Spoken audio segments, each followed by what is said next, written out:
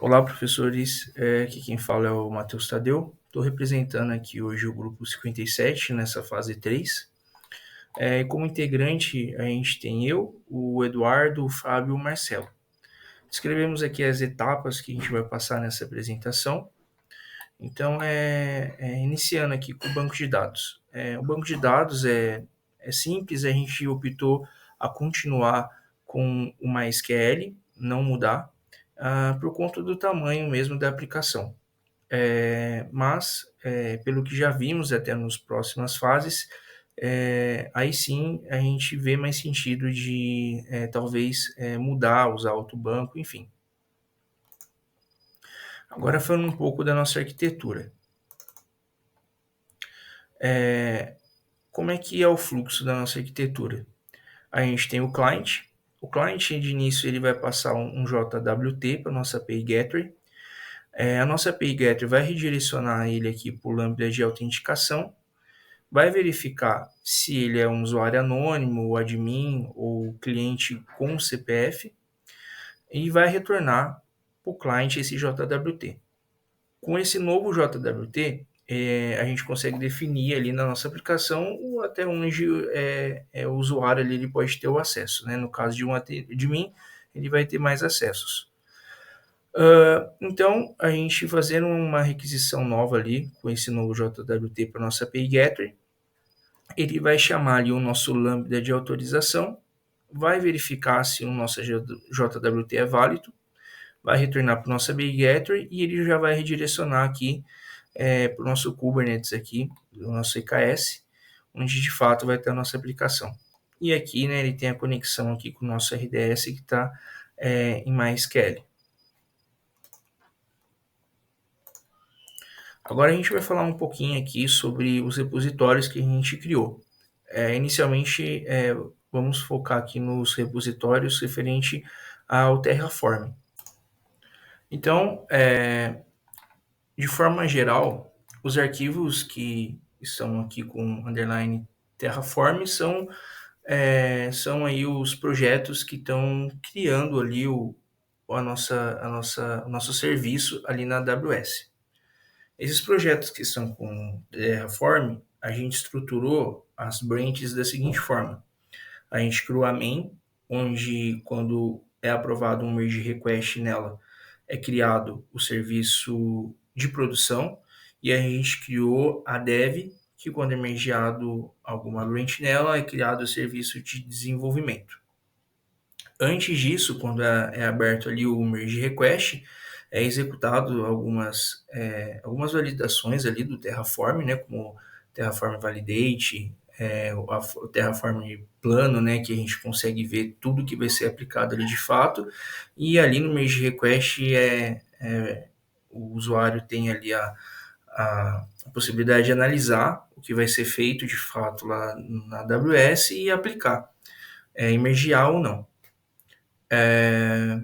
Então, falando um pouquinho de cada um deles, o RDS. O RDS a gente criou aí com o MySQL, segue essa estrutura que a gente acabou de falar.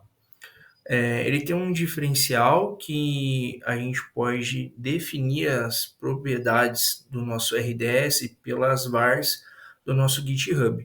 Então, por exemplo, eu quero mudar a capacidade do RDS do banco de dev.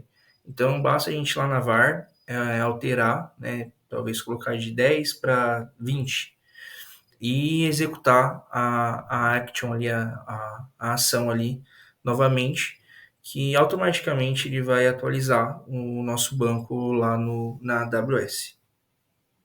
Depois a gente tem aqui o nosso API Gateway, onde está seguindo essa mesma forma aí das branches, e está configurado ali a questão de redirecionar os nossos chamados, né, ali as nossas requests, né. Temos também o Kubernetes Terraform, onde está criando ali o nosso EKS para hospedar ali a aplicação. E ele está utilizando o que foi feito na fase anterior, né, que a gente criou aquela estrutura de EKS, então foi bem interessante a gente aplicar isso agora de fato numa cloud, né, da AWS. Aí a gente tem o Lambda Authentication. Então ele é um serviço simples, né? Ali ele só vai criar o Lambda ali basicamente vazio, digamos assim, tanto de autorização como de autenticação. A diferença é que o nosso Lambda de autenticação ele tem a conexão com o nosso RDS, banco de dados. Ele precisa dessa necessidade para a gente conseguir ali gerar, ver se o usuário existe, por exemplo, o cliente passou o CPF, então valida se esse CPF existe para devolver o JWT para o Aggregator que devolve para o nosso cliente.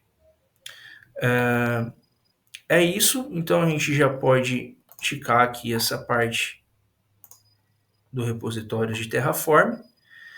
E aí a gente tem os repositórios de aplicação.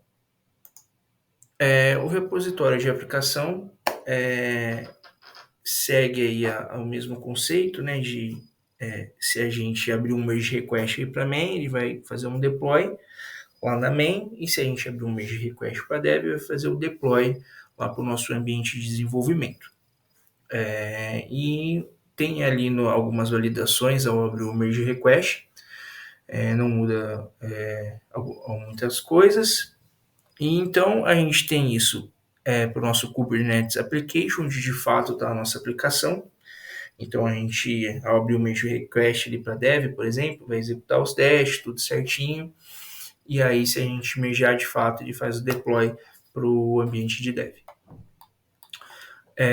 E aí a gente também tem mais dois repositórios de aplicação, que é de fato o nosso Lambda de autenticação, o nosso Lambda de autorização. Ali de fato está o código. E aí com eles a integração contínua também, né? Então abriu o merge request para dev ou para main, mergeou, faz o deploy no seu respectivo ambiente.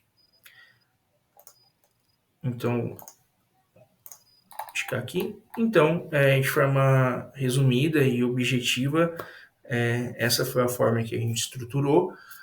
Uma observação que a gente faz é que a gente pensou em usar o Codeignito, só que a gente não usou porque a gente queria ter essa experiência mais com o Lambda, colocar a mão na massa ali mais utilizando o Lambda. Então foi uma decisão mais acadêmica para a gente estar adquirindo melhor esse conhecimento. Então é isso, agradeço aí pela atenção de vocês, professores, e até a próxima.